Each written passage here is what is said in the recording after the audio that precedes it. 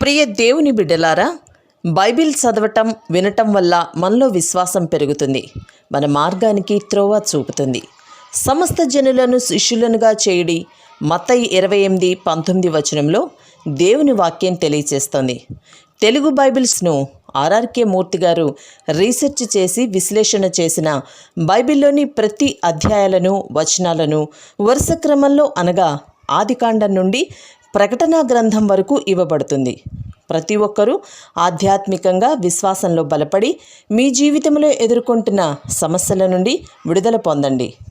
ప్రతి ఒక్కరూ మీ దీవెన టీవీని సబ్స్క్రైబ్ చేసి ఈ వాక్యాన్ని లైక్ చేసి మీ మిత్రులకు బంధువులకు షేర్ చేయండి. దేవుని సువార్తను ప్రకటింపబడుటలో మీరు పాలిభాగస్తులు కండి. ప్రియ శ్రోతలు, మీ బైబిళ్లు తెరవండి. ఈరోజు మన పాఠం మీకా గ్రంథం 2వ అధ్యాయం 11 నుండి 13వ వచనం వరకు. మీకా ప్రవచిస్తూ అంటున్నాడు, వ్యర్థమైన మాటలు పలుకుతూ అబద్ధికుడై ద్రాక్షరసమును బట్టి మద్యమును బట్టి నేను మీకు ఉపన్యాసము చేస్తానని అబద్ధం చెబుతూ ఒకడు వచ్చిన ఎడల వాడే ఈ జనులకు ప్రవక్త అవుతాడు. యాకోబు సంతతి, తప్పక నేను మిమ్ములనందరినీ పోగు చేస్తాను. ఇశ్రాయేలీయులలో శేషించిన వారిని తప్పక సమకూరుస్తాను. బొస్రా గొర్రెలు కూడునట్లు వారిని సమకూరుస్తాను. తమ మేత స్థలములలో వారిని పోగు చేస్తాను. గొప్ప ధ్వని పుట్టునట్లుగా మనుష్యులు విస్తారముగా కూడుతారు. ప్రాకారములు పడగొట్టేవాడు వారికి ముందుగా పోతాడు. వారు గుమ్మమును పడగొట్టి దాని ద్వారా దాటిపోతారు. వారి రాజు వారికి ముందుగా నడుస్తాడు. యెహోవా వారికి నాయకుడుగా ఉంటాడు. వింటున్నారా శ్రోతలు?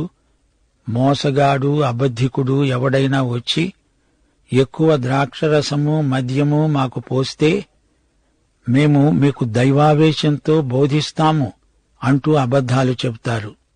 అలాంటి వారే ఈ ప్రజలకు తగిన ప్రవక్తలు. ఈ మాటలు నర్మగర్భంగా ధ్వనిస్తున్నాయి. సూటిపోటి మాటల్లో ప్రవక్త వారిని ఖండిస్తున్నాడు. మీ పాపాలను ఆమోదించి సమర్థించేవారు, ఇచ్చకపు మాటలు పలికేవారే మీకు తగిన బోధకులు. పాపాలను ఖండించే బోధకులు ప్రజలకు నచ్చరు. ఏమీ పర్వాలేదు, మనమేమీ ధర్మశాస్త్రం క్రింద లేముగదా, తాగండి, ఇది సాంఘిక మర్యాద అని చెప్పే బోధకులు నాడు నేడు ఉన్నారు. మనం కృపాయుగంలో ఉన్నమాట నిజమే. అయితే ప్రభువును ప్రేమించే వ్యక్తి ఆయన ఆజ్ఞలను గైకొంటాడు. యేసు ప్రభువు తాగుబోతుతనాన్ని గర్హిస్తాడు. మీకా కాలంలో అబద్ధ బోధకులు తాగుడును ప్రోత్సహించారు. ప్రజల పాపాలను వారు సమర్థించారు. ఈ అబద్ధ బోధకులు ప్రజలు కోరిందేదో అదే బోధిస్తారు గాని దేవుడు చెప్పమన్నది చెప్పరు. శేషిత ప్రజలకు దేవుడి వాగ్దానాన్ని మీకా ప్రకటిస్తున్నాడు. తీర్పు ప్రవచనాలు మీకా నోట వెలువడినప్పుడు అవి ఎంతో కఠినంగా ధ్వనించాయి. అయితే ఈ అధ్యాయం ముగింపులో ఆదరణ గొలిపే దేవుని వాగ్దానాన్ని వినిపిస్తున్నాడు.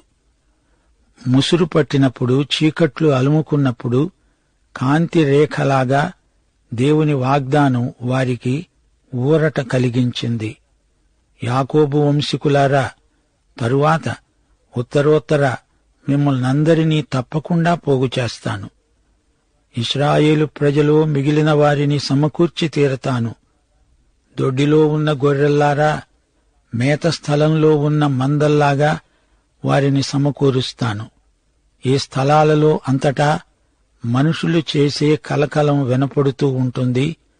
వారి పాపాలను దేవుడు ఎత్తి చూపేటప్పుడు దేవుడు యాకోబు పేరెత్తుతాడు. యాకోబు వంశీకులారా అని వారిని సంబోధిస్తున్నాడు. దేవుని కనికరం ఇందులో కనిపిస్తుంది. వారి మంచితనాన్ని బట్టి కాదు, యోగ్యత అర్హత ఏమీ లేని వారికి ఆయన తన కృపను సమృద్ధిగా చూపుతాడు. దానికి యాకోబే చరిత్రాత్మకమైన దృష్టాంతం. నేను మిమ్ములను సమకూర్చుకుంటాను అంటున్నాడు దేవుడు. ఇంతవరకు ఇశ్రాయేలీయులు లోకమంతటా చెదురుమదురుగా చెదరిపోయి ఉన్నారు. దేవుడు వారినందరినీ గొర్రెలను పోగు చేసినట్లు సమకూరుస్తాడు. ఈ ప్రవచనం ఇంకా పూర్తిగా నెరవేరవలసి ఉంది. ఇశ్రాయేలు శేషిత ప్రజను నేను పోగు చేస్తాను అన్నాడు దేవుడు. నాటి నుండి నేటి వరకు పోయినవారు పోగా మిగిలిన వారే సాక్ష్యార్థమై నిలిచి ఉన్నారు. వీరే విశ్వసనీయులు. ఇశ్రాయేలీయులందరూ 100 మంది ప్రభువు వైపునకు తిరుగుతారు అని దేవుడు ఎప్పుడూ చెప్పలేదు. శేషిత జనాంగమే ఆయనకు సాక్షులు. ఈ మిగిలిన వారిని బట్టే దేవుడు ఇశ్రాయేలును కృపతో దర్శిస్తున్నాడు. మహాశ్రమల కాలం రాబోతోంది. 144,000 మంది ముద్రించబడిన వారే మిగిలారు. పరిశుద్ధాత్మ వీరిని ముద్రించాడు. వారు మహాశ్రమల గుండా వచ్చినవారు. అయితే వీరు జాతిలో శేషిత ప్రజలు మాత్రమే. 30 లక్షల మంది యూదులు ఇశ్రాయేలు రాజ్యంలో ఉన్నారు. 1,20,00,000 మంది యూదులు లోకమంతటా చెదరిపోయి ఉన్నారు. ఇంతమందిలో 144,000 మంది అల్పసంఖ్యే. బొస్రా గొర్రెలను పోగు చేసినట్లు నేను వారిని సమకూరుస్తాను. బొస్రాలో ఎన్నో పచ్చిక బయళ్లున్నాయి. గొర్రెల మందలెన్నెన్నో మేస్తూ ఉంటాయి. త్వరలో 23వ దావీదు కీర్తన అక్షరాల వారి పట్ల నెరవేరబోతోంది. యెహోవా నా కాపరి, నాకు లేమి కలగదు. పచ్చిక గల చోట్ల ఆయన నన్ను పరుండజేస్తున్నాడు. ఆ ప్రదేశాలలో మనుషుల కోలాహలం ఎక్కువగా వినబడుతూ ఉంటుంది. యూదులు తిరిగి పెద్ద సంఖ్యలో వస్తారు. అదే ఈ కలకలం. అందరూ తమ దేశానికి తిరిగి వచ్చారు గాని దేవుని వద్దకు తిరిగి రాకపోతే వారు రక్షించబడినట్లు కాదు. ఈ ప్రవచనం కూడా ఇంకా నెరవేరవలసి ఉంది. గోడలు పడగొట్టేవాడు వారికి ముందుగా వెడతాడు. వారు గుమ్మాన్ని పడగొట్టి దాని గుండా బయటికి వస్తారు. వారి రాజు వారికి ముందుగా నడుస్తాడు. యెహోవా తానే వారికి నాయకుడుగా ఉంటాడు. అడ్డుగోడలను కూల్చేవాడు వస్తాడు. ఆయనే వీరికి నాయకుడు, ఏకైక నాయకుడు. అదే 1000 ఏండ్ల పరిపాలన. యేసుక్రీస్తు అనగా మెస్సీయా వచ్చి వారిని నడిపిస్తాడు. ఇది నెరవేరవలసిన ప్రవచనం. అడ్డుగోడలు కూల్చేవాడు ఆయనే, ప్రభువైన యేసుక్రీస్తు. ఆయనే రాజు, ప్రభువు, యెహోవా. శ్రోతలు వింటున్నారా? ఆ ప్రజలు ఎలాంటివారో గుర్తించండి. తమకు అవసరమైన సత్యాన్ని వినడం వారికిష్టం లేదు గాని తాము వినేందుకు ఇష్టపడే సంగతులే ప్రవక్తలు చెప్పాలని వారు కోరుతున్నారు. 2 తిమోతి 4:3 జనులు హితబోధను సహింపక దురద చెవులు గలవారై తమ స్వకీయ దురాశలకు అనుకూలమైన బోధకులను తమ కొరకు పోగు చేసుకుంటారు. దేవుడు రాబోయే విపత్తును గురించి మాట్లాడుతూనే ఇశ్రాయేలు ప్రజలకు చివరికి కలుగబోయే విడుదల, ఆశీస్సులను గురించి వాగ్దానం చేస్తున్నాడు. యెషయా గ్రంథం 11:12 భూమి యొక్క 4 దిగంతముల నుండి చెదరిపోయిన యూదావారిని సమకూరుస్తాడు. యిర్మీయా 29:14 దేవుడంటున్నాడు, నేను మిమ్ములను చెరపట్టి ఏ జనులలోనికి, ఏ స్థలములలోనికి మిమ్ములను తోలివేశానో ఆ జనులందరిలో నుండి, ఆ స్థలములన్నిటిలో నుండి మిమ్ములను సమకూర్చి రప్పిస్తాను. ఎక్కడ నుండి మిమ్ములను చెరకు పంపించానో అక్కడికే మిమ్ములను మరల రప్పిస్తాను. యిర్మీయా గ్రంథం 31:8 ఉత్తర దేశములో నుండి నేను వారిని రప్పిస్తున్నాను. గుడ్డివారినేమి, కుంటివారినేమి, గర్భిణులనేమి, ప్రవచించే స్త్రీలనేమి భూదిగంతముల నుండి అందరినీ సమకూరుస్తున్నాను. మహాసంఘమై వారిక్కడికి తిరిగి వస్తారు. ఇశ్రాయేలును చెదరగొట్టినవాడు దానిని సమకూర్చి గొర్రెల కాపరి తన మందను కాపాడునట్లు కాపాడుతాడని తెలియచేయండి. ఈ ప్రవచనం నెరవేర్పు బహుశా ఈ యుగాంతంలో జరుగుతుంది. గోడలు పడగొట్టేవాడు అంటే బహుశా రాబోయే అభిషిక్తుడైన యేసు ప్రభువును సూచించే మాట ఇది. ఇశ్రాయేలు వారు తమ దేశంలో శాశ్వతంగా స్థిరపడేందుకు ఉన్న అన్ని అడ్డంకులను ఆయన తొలగిస్తాడు. వారి రాజు యెహోవా మెస్సియా యేసుక్రీస్తు. దేవునికి స్తోత్రం. సోదరీ సోదరులారా, వింటున్నారా? మీకా ప్రవచనాలలో మనకెన్నో ప్రయోగాత్మకమైన హెచ్చరికలు లభిస్తాయి. దేవుని యందుంచవలసిన విశ్వాసం మన స్వార్థంతో కలగలుపు చేయకూడదు. ప్రభువు పట్ల ఉండవలసిన భక్తి ప్రేమల స్థానంలో మరి దేన్ని పెట్టినా అది అపచారమే. నీ భక్తి యేసుక్రీస్తుకు పూర్తిగా నీవు వశమైపోయినప్పుడే సార్థకమవుతుంది. ఇశ్రాయేలు యూదా రాజ్యాలలో దొంగ బోధకులు, కపట నాయకులు, యాజకులు పోగయ్యారు. వీరిని దేవుడు కఠినంగా శిక్షించబోతున్నాడు. బహిరంగంగా నలుగురితో తిరుగుతున్నప్పుడు భక్తులుగానే కనిపిస్తారు గాని వారి ఆంతర్యంలో వారికి ధనాపేక్ష మెండు.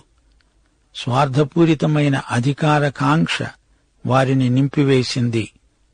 వారి విశ్వాసం కపటం, వేషధారణ, ద్విమనస్కతలో బయలుపడుతుంది. సాంఘికంగా, సామాజికంగా బీదలను అన్యాయానికి గురిచేస్తున్నారు. దాన్ని దేవుని బిడ్డలు ఖండించాలి. అక్కరగల వారిని నిర్లక్ష్యం చేస్తే దేవుడు మన ప్రార్థన వినడు. దేవుడు తన ప్రజలైన ఇశ్రాయేలుకు మెస్సీయాను వాగ్దానం చేశాడు. ఆయన సమాధానకర్త. తన ప్రజలను ఆయన నడిపిస్తాడు, బలపరుస్తాడు. యేసు బెత్లెహేములో జన్మిస్తాడని మీకా ద్వారా ప్రవచనం పలకబడింది. ఈ మెస్సియా ఇశ్రాయేలును పునరుద్ధరిస్తాడు అనే నిరీక్షణను వారిలో ప్రవక్త అయిన మీకా కలిగిస్తున్నాడు. ఇప్పుడు యేసును స్వకీయ రక్షకునిగా అంగీకరించే వారికి ఆయన ఇప్పుడే రాజవుతాడు. విశ్వాసులు దేవుణ్ణి, పొరుగువారిని ప్రేమిస్తే, వారు దేవునికి సంపూర్ణంగా విధేయులైతే వారే ధన్యులు.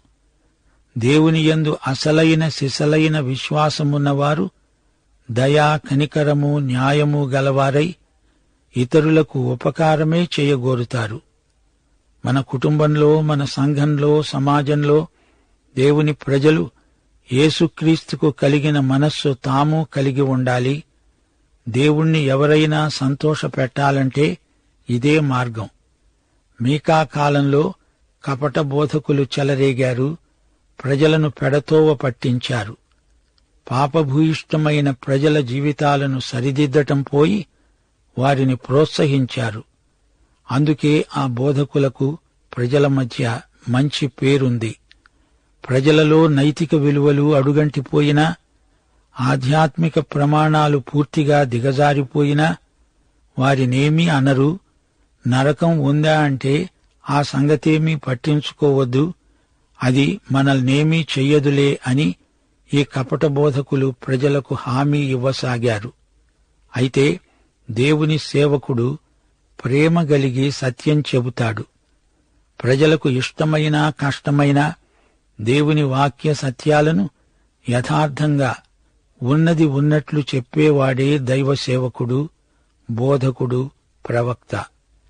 జరగబోయే సంఘటనలను మీకా కన్నులకు కట్టినట్లు ప్రవచించాడు. బబులోను చెర నుండి యూదావారు తిరిగి వస్తారు. మెస్సియా రాకడ మరో సంఘటన.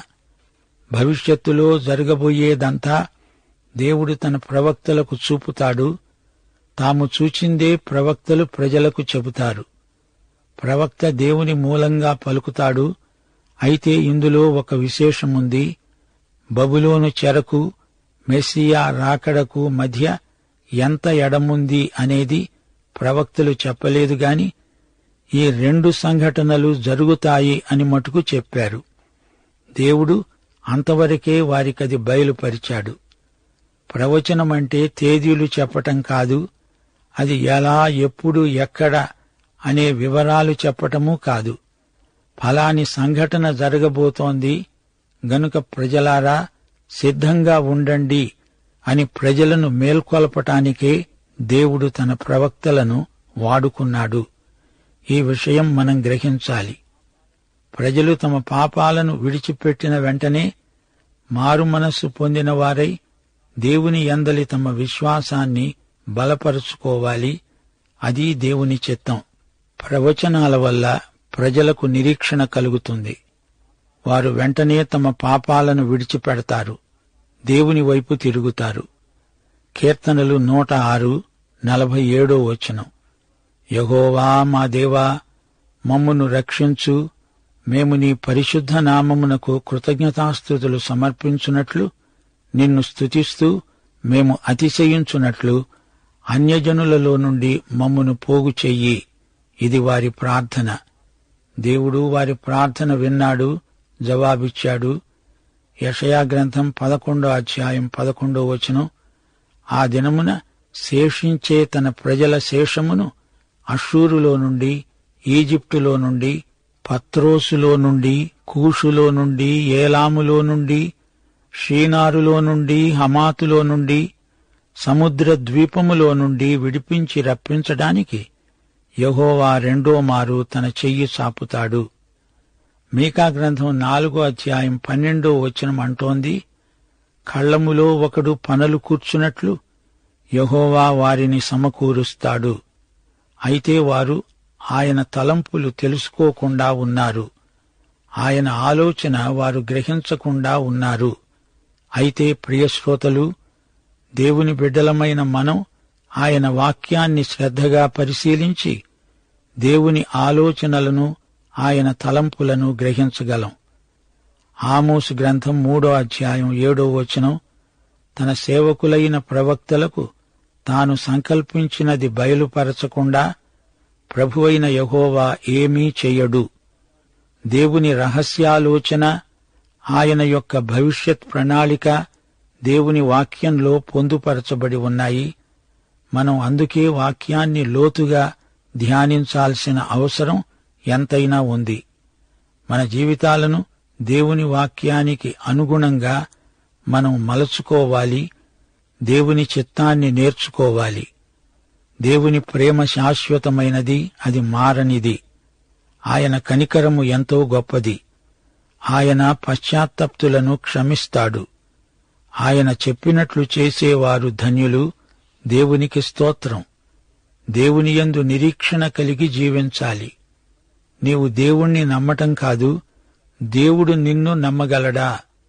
నీవు విశ్వసనీయుడివైతే దేవుడు నీకెన్నో సంగతులు తన సంపూర్ణ చిత్తమంతా బయలుపరుస్తాడు. మీకా 6:6-8 వరకు ఏమి తీసుకుని వచ్చి నేను యెహోవాను దర్శించేది? ఏమి తీసుకుని వచ్చి మహోన్నతుడైన దేవుని సన్నిధిలో నమస్కారం చేస్తాను? దహనబలులను, ఏడాది దూడలను అర్పించి దర్శించనా? వేలకొలది పొట్టేళ్లు, వేలాది నదులంత విస్తారమైన తైలము ఆయనకు సంతోషము కలిగిస్తాయా? నా అతిక్రమమునకై నా జ్యేష్ఠపుత్రుణ్ణి నేనిచ్చేదా? నా పాప పరిహారమునకై నా గర్భఫలాన్ని నేనిచ్చేదా? ఓ మనుష్యుడా, ఏది ఉత్తమమో అది నీకు తెలియచేయబడి ఉన్నది.